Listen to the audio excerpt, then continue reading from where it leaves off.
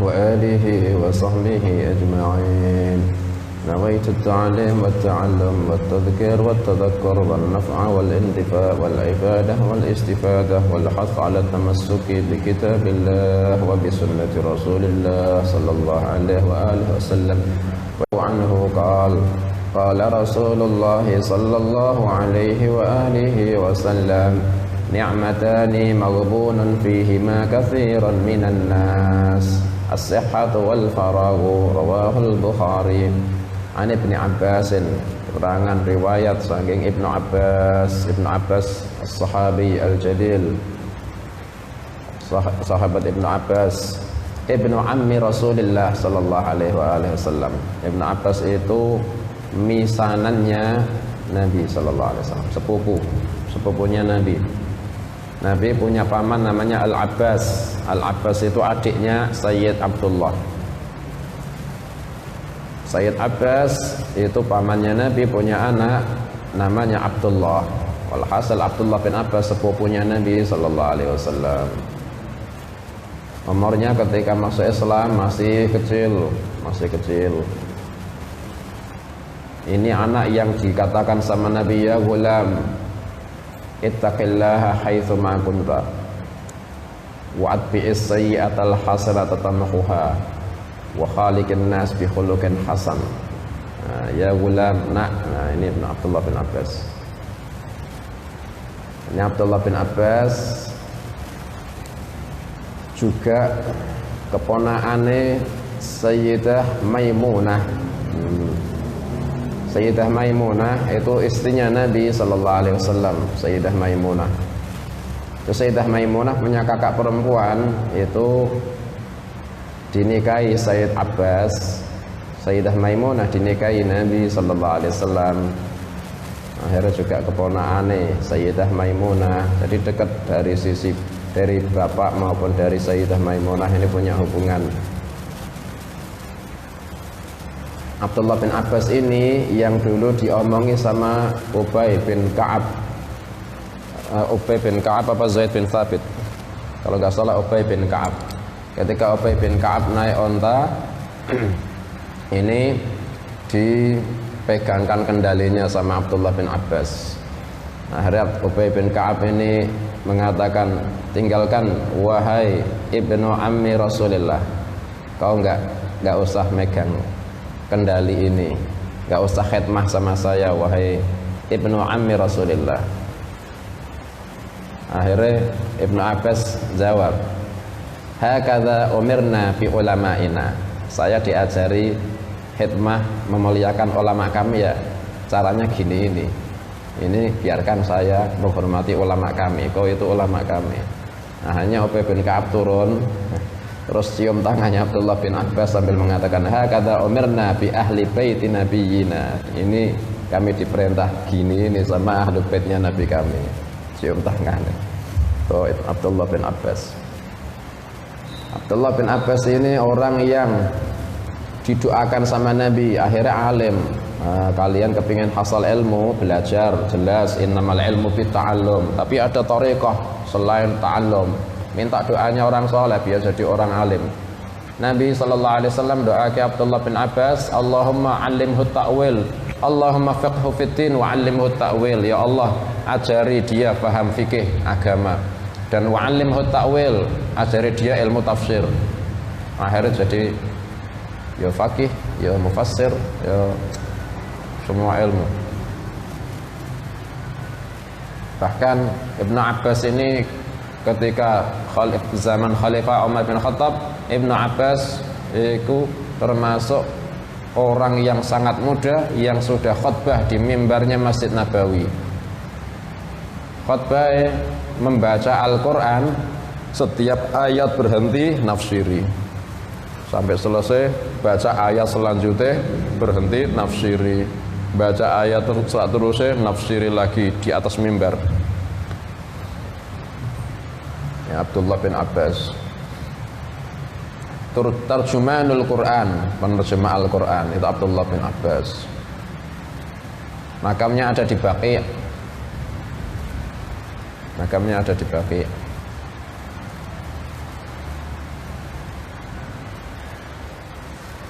Abdullah bin Abbas radhiyallahu anhuma.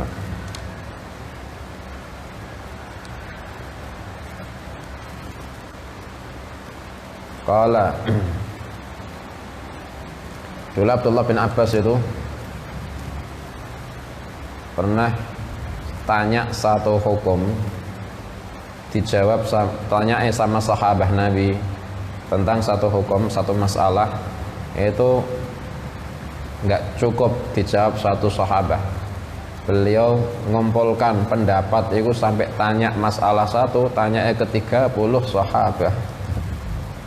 Tanya pendapat masalah satu, tanya sama 30 orang sahabat. Jadi ilmunya mantap itu. Kalian bayangkan tanya fatwa sama 30 kiai, nggak terbayang. Ini Abbas itu gitu. Tanya satu masalah sama 30 orang sahabi. Sampai akhirnya Abdullah bin Abbas itu pernah dulu ketika Nabi SAW wafat, akhirnya Abdullah bin Abbas masih kecil. Ketika masih kecil dilihat sahabat yang sepuh-sepuh banyak masih, akhirnya dianggap guru semua itu sama Abdullah bin Abbas. Ditanya hadis-hadis yang pernah didengar saking Nabi. Pernah ada seorang sahabat itu ditunggu hadisnya itu sampai Abdullah bin Abbas datang ke rumahnya seorang sahabat.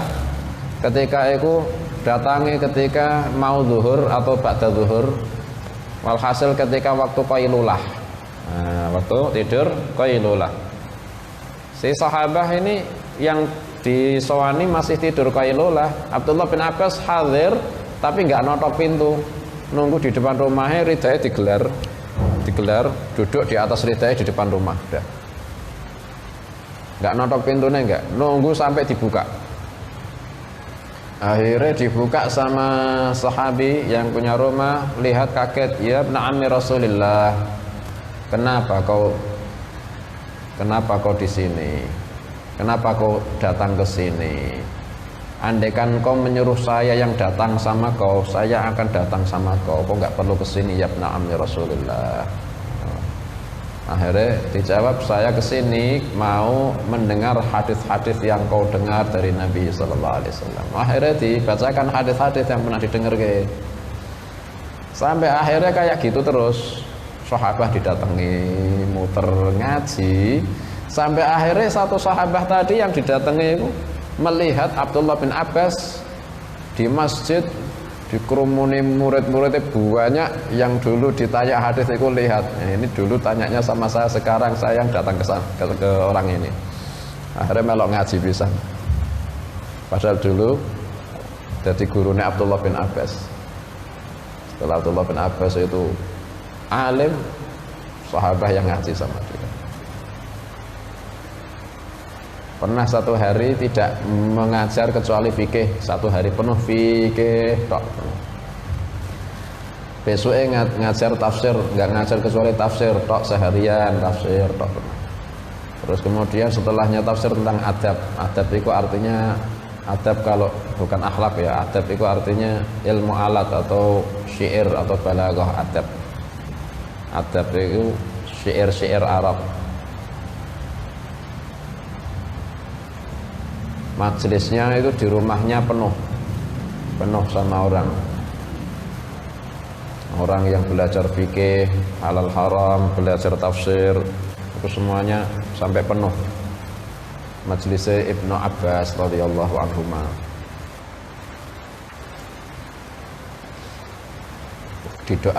Didoani sama Nabi, Allahumma faqihhu fiddin wa 'allimhu ta'wil.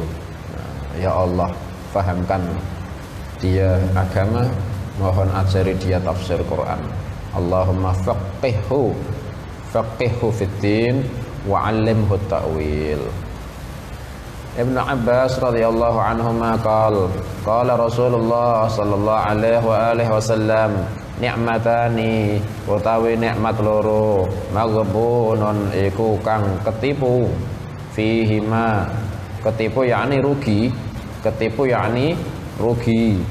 fihima ing dalam ni'matani kathiron sapa wong akeh minan nasi saking manusa. As-sihhatu rupane sahah wal faragu lan waktu kang selo. Rawahul Bukhari. Ibnu Abbas radhiyallahu anhu meriwayatkan Nabi sallallahu alaihi wa alihi wasallam bersabda, ada dua nikmat yang disebut Nabi sallallahu alaihi wasallam di antara nikmat yang banyak yang enggak ada hitungane. Soalnya dalam Al-Quran kalau dihitung nikmat itu enggak akan mungkin bisa dihitung. Wa in ta'uddu nikmatallahi la tuhsuha. Tapi di antara nikmat yang banyak ada dua nikmat yang bisa disebut itu sangat besar, yakni sangat agung. Dua nikmat ini sangat besar, tapi banyak orang tertipu. Kayak orang jualan nek ditipu iku enek. Lah nek ditipu mesti rugi. Enggak ono ditipu kok untung, ya enggak ditipu senenge. Ditipu mesti rugi. Lah ini dua nikmat iki banyak orang iku tertipu dalam hal dua nikmat ini, yakni rugi dia kalau dia berhadapan sama dua nikmat ini, rugi. Walhasil kalau rugi ya kelangan tanpa badi, kelangan tanpa dapat untung. Kayak orang jualan tertipu, barang yang dijual hilang, nggak dapat untung, ikut tertipu, ya rugi jelas. Nikmat ya seperti itu, nikmatnya sudah ada, dikasih Allah, jelas sudah ada, hilang malah tanpa digunakan, tanpa untung. Walhasil ya tertipu, ya rugi. Ni'matani, dua nikmat, maghbunun fihima katsiran minan nas, tertipu dalam dua nikmat itu kebanyakan manusia. Nabi sallallahu alaihi wasallam yang bersabda, kebanyakan manusia, ya kebanyakan manusia. Walhasil kita itu termasuk katsir minan nas apa enggak? Lah itu permasalahannya jelas. Kalau Nabi mengatakan katsir minan nas iku maghbunun fihima, kebanyakan manusia itu tertipu, ya sudah kebanyakan manusia tertipu. Permasalahannya kita itu jangan sampai termasuk katsir minan nas iki. Nabi sallallahu alaihi wasallam menceritakan katsir minan nas, baik yang sudah sebelumnya Nabi bersabda ini, kanjeng Nabi melihat akhirnya bersabda ini, maupun yang akan datang juga sama. Katsir minan nas yang akan datang yang tertipu. Nah, kita itu disabdakan seperti ini sama Nabi, artinya kok jangan sampai seperti yang katsir minan nas. Akhirnya ada orang yang tidak tertipu, ada banyak apa sedikit, qalil minan nas. Yang enggak tertipu akhirnya qalil minan nas, yang tertipu katsir minan nas. Makanya orang yang bisa mendapat untung dari dua nikmat ini, as-sihhah wal faragh, ini jumlahnya qalil, sedikit. As-sihhatu yaitu sehat. Sehat itu orang yang selamat. Sehat itu orang yang benar, sahih. As-sihhah atau sah atau selamat. Selamat kalau dari segi badan, ya selamat badannya dari afat, dari penyakit, dari bala. Itu sehat. Itu nikmat. Makanya kita itu dalam nikmat yang besar, jelas. Kalau orang mengatakan, ditanya, kau dapat nikmat sama Allah apa enggak sekarang? Akhirnya dilihat dompetnya, ya kosong. Wah, akhirnya mengatakan enggak ada nikmat apa-apa itu, enggak ada, biasa semua. Dilihat sakune gak enek apa-apane, biasa, enggak ada nikmat apa-apa itu. Akhirnya dia kalau diingatkan sama Nabi, as-sihhatu wal faragh, ahlan wa sahlan. Ahlan wa sahlan. Jazakumullah, akramakumullah.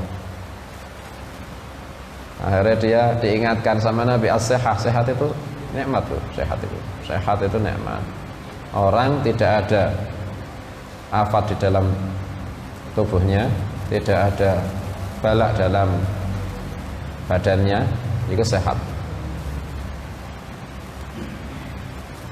Asbabus sihah sekarang, biar bisa sehat itu bagaimana? Ini nikmat jelas, orang harus cari nikmat. Orang harus cari yang namanya nikmat. Nabi sallallahu alaihi wasallam bersabda, itu sehat itu nikmat besar. Saya ini gimana? Asbabus sihah. Kita sebab bisa sehat. Pertama, kalau pengen sehat, itu fokus di sumbernya kesehatan. fokus di sumbernya kesehatan. Apa itu sumbernya kesehatan? Inna fil jasadi mudghah, idza saluhat saluha sairul jasad, wa idza fasadat fasada sairul jasad, ala wahyal qalb. Dalam tubuh, dalam jasad ada segumpal darah. Itu kalau baik, seluruh tubuh baik. Kalau itu rusak, seluruh tubuh itu rusak. Itu bisa diartiake zahir, yaitu jasadnya rusak, yakni sakit. Kalau hati sakit, jasad sakit, bisa zahir. Atau dimaknani batin, kalau itu hatine itu rusak, yakni akhlaki jelek, ya sudah seluruh jasad jelek. Wajahnya melok, akhlaknya elek, lesane melok elek, sumbernya soalnya hatine elek. Bisa dimaknani batin, akhlak yakni. Kalau sehat ikut dimaknai zahir, ya sudah sumbernya kesehatan. Kesehatannya qalb itu ketika dia itu digunakan untuk ibadah. Orang kalau ibadah itu dia rohnya itu dikasih makan. Roh kalau dikasih makan, nah, Imam Ghazali mengatakan tempatnya roh itu qalb. Imam Ghazali mengatakan tempatnya roh itu al-qalb. Tempatnya al-roh wal akal, itu semuanya tempatnya di al-qalb. Ya sudah, kasih makan itu rohmu, kasih makan itu akalmu. Kalau makanannya roh dengan ibadah, zikir. Makanannya akal dengan ilmu. Sudah, kalau dia dapat makanan kuat, sehat. Alhasil kepingin sehat, min asbabis sihah al ilmu wal ibadah. Ngaji karo ibadah. Orang ngaji, orang ibadah, awake sehat-sehat. Ini ana santri ya kuat-kuat. Masih yo turune ya ning isor, ya dirubung laler. Ya mangane yo masyaallah, sak-sake ya sehat. Itu soalnya dia dapat ilmu wal ibadah. Min asbabil sihah al-ilmu wal ibadah. Masuk sebabnya kesehatan. Min asbabis sihah doa, Allahumma inni as'alukal afwa wal afiyah wal mu'afatad daimah fid din wad dunya wal akhirah. Doa biar sehat. Nabi menganjurkan tiap pagi sama sore baca Allahumma inni as'alukal afwa wal afiyah wal mu'afatad daimah fid din wad dunya wal akhirah. Itu asbabus sihah, doa, al-ilm, wal ibadah. Termasuk asbabus sihah itu makanan yang halal. Makanan yang halal.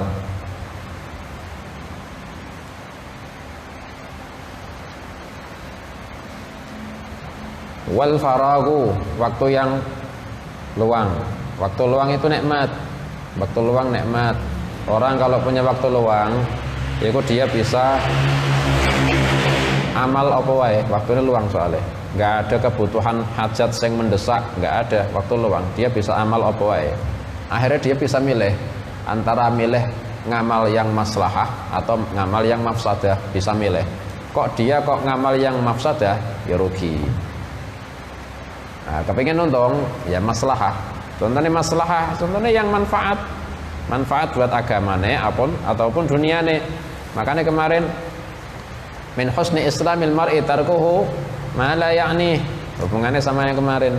Orang kalau dia dikasih waktu selah faragh, akhirnya dia mengamalkan waktu faragh buat yang maslahah agamane atau duniane, ya islami bagus itu. Min husni islamil mar'i tarkuhu mala yakni. Kadang ada orang dia itu mikir kepingin amal soleh tapi bukan sekarang. Nah, misal saya kepingin ngapal ke Quran, insyaallah ngapal ke Quran. Kapan? Ntar nek wis lulus. Sekarang tak fokus belajar di madrasah misal, atau sekarang tak fokus kuliah, tak fokus nazam misal. Kadang gitu ya. Kapan ngapalno Quran? Nanti nek wis lulus. Bagus, nggak apa-apa, harus punya rencana kayak gitu. Cuma kalau dia mengira Kalau dia mengatakan nanti kalau sudah lulus itu untuk rencana atau niat, bagus, harus gitu.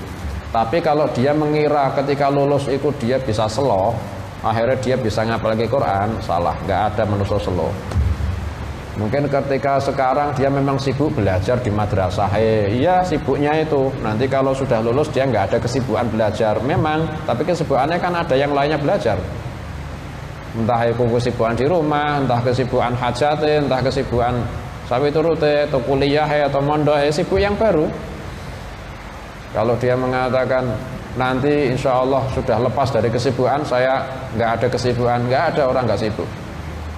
Hatta dia benar-benar liburan, hatta liburan. Itu dia akan dikasih sama Allah al-faragh. Itu akhirnya dia milih antara yang maslahah atau yang mafsadah. Kesibukan, pilihan. Wal faragu, walhasil orang itu bisa ngatur waktu, harus ngatur waktu. Soalnya farag itu dikasih sama Allah itu waktu yang luang itu beda-beda. Kadang ada orang, saya, antum, orang-orang alim, orang-orang kiai-kiai, ulama-ulama sholihin, paling sibuk itu siapa? Apa kalian? Apa saya? Apa orang-orang soleh, kiai-kiai, habaib-habaib yang soleh-soleh? Guru-guru kita itu lebih sibuk ketimbang kita, lebih sibuk, tanggung jawabnya lebih besar, tapi mereka amal luwih akeh. Mengherankan kan? Padahal lebih sibuk. Foto-foto lihat kesibukan, mestinya kita amalnya lebih banyak. Kita kesibukannya banyak, mereka kesibukannya kita lebih sedikit. Mestinya waktu luangnya kita lebih banyak, waktu luangnya mereka lebih sedikit, mestinya. Tapi lihat amal soleh, mereka lebih banyak amal soleh, lebih tugasnya berat, tanggung jawabnya besar, tapi amalnya masya Allah sih, mas. Sholatnya witir 3 rakaat, beliau 11. Allah, kita 3 Ramadan, beliau setiap malam. Sholat tasbih, kita sholat tasbih cuma malam-malam ganjil, beliau kullalailah walau fi ghairi Ramadan, setiap malam. Apa itu wirite, masya Allah. Itu waktu farok itu sebenarnya dikasih orang berbeda-beda. Nah, kenapa kok mereka bisa waktunya itu kelihatannya banyak? Soalnya mereka menggunakan waktu farog mereka kanggo maslahah. Ketika ada orang dikasih waktu farog kok dibuat untuk maslahah, Allah itu luaskan lagi waktunya. Akhirnya bisa banyak dia amal-amal, entah itu keluarganya tetap keduman, tetap dia punya orang tua tetap keduman. Kalau dia menggunakan farog untuk maslahah entah dunia maupun agama. Umpamanya kok ibadah, apalagi ibadah, Allah akan gelar waktunya lebih luas, akhirnya dia bisa amal lebih banyak. Tapi kalau waktu farog Allah kasih ke waktu farog, dia menggunakan waktu farog buat yang mafsadah, ya sudah sempit, habis, sudah waktunya habis, nggak ada waktu luang, nggak ada waktu buat sak lainnya, itu nggak ada. Apa mana waktu kepingin buka-buka kitab, oh, nggak ada, nggak punya dia, nggak punya waktu. Buka nazam tambah jauh, buka Quran nggak ada lagi. Wala sholat sunnah nggak punya waktu. Wala sarapan lho ra iso. Waktunya dibuat untuk sing malayakni, ya sudah disempitkan sama Allah, dikasih waktu faragh nggak digunakan, malah mafsadah. Tapi kalau dia kepingin gunakan faragh digunakan maslahat, Allah gelar waktu nih, dia akhirnya sholat sunnah, kelihatannya khusyuk, lama sholatnya, wah banyak rokaatnya. Pikirannya dia, wah ini mungkin sudah setengah jaman ini. Sudah assalamualaikum, lihat jam, loh masih jam segini. Masya Allah, sama Quran ini, lumayan maca Quran, maca sak juz. Pikirnya udah lama ini mungkin sudah setengah jaman ini. Udah, sadaqallahul azim. Loh, jam segini, subhanallah, digelar. Bukti kira itu buat ibadah, waktu faragh itu kayak gitu. Makanya orang yang paling dapat nikmat waktu faragh itu para sholihin. Wabil khusus orang yang gunake waktunya buat Quran, itu digelar sama Allah. Waktunya banyak. Orang baca Quran sehari, hatam seminggu, 5 juz per hari. Gitu masya Allah sudah waktunya dibuang untuk Quran. Itu dikasih waktu Allah bentangke waktu luas. Akhirnya ditambahi 3 hari hatam sekali. Dikira itu dari akal, wah waktunya tambah sempit. Ternyata tambah selo. Subhanallah. Itu kalau mukjizat Quran. Mukjizat Quran. As-sihhat wal faragh. Lah asbab wujud nikmatil faragh, kepingin kita dapat nikmat waktu yang faragh, gunakan itu waktu untuk ibadah. Itu Allah kasih tambahan waktu faragh buat dia. Bil khusus baca Quran. Itu Allah kasih dia waktu faragh buat dia. Akhirnya main sama anaknya, mengunjungi orang tuane, silaturahim sama kerabatnya, terus kecekel kabeh, waktunya luang. Kalau orang nggak ada waktu, ya harus diusahani, diikhtiari asbab wujudi ni'matil faragh. Rawahul Bukhari.